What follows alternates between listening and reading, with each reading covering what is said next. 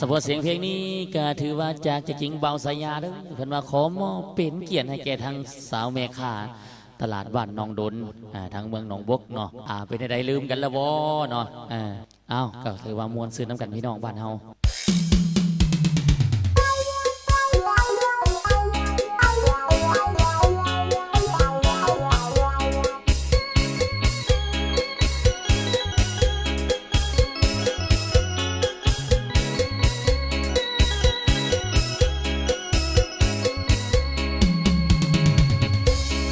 แก้มเป็นเส้นสาวตาลัดแลนน้องโดนน้องตั้งงานเรือล้นเห็นแล้วหน้ามนคิดนำบ่วายหนึ่งในน้องบกอายขอยกย่องจางดวงใจนำเด่นบ่เป็นห้องไผแม่นว่าซื้อใดแฟนก็บ่ต้องน้องโดนมีคนจองใจเจ้าหรือได้บอกอายได้บอกตามไว้ที่ห้องหัวใจนั้นยังว่างบ่ขอสมทบขึ้นหาเงินหมื่นความเฮียสั่งก็เว้ามา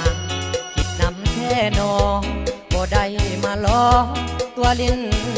ดอกสาหัวใจอายหล่น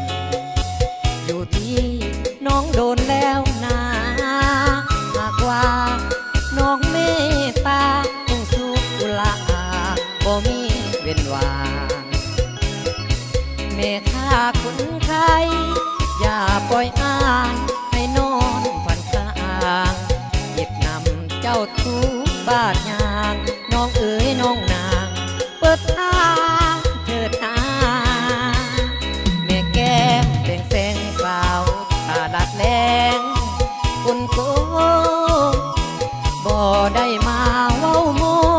หักเจ้าฟะโลสุดทันลานาขอเพียงคนดีเคยว่าจีตอบหน้าศรัทธาที่เขาแห่ขันมากมาสู่ขอวิวาแม่ข้าน้อง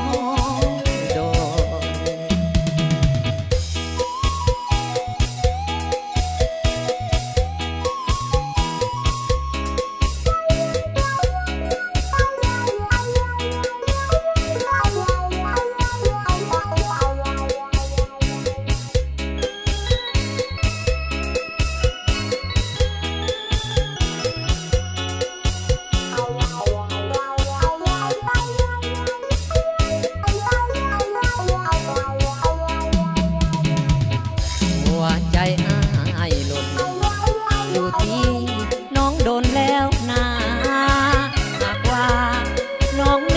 ตตาคงสุขละบ่มีเว้นว่าขอเพียงคน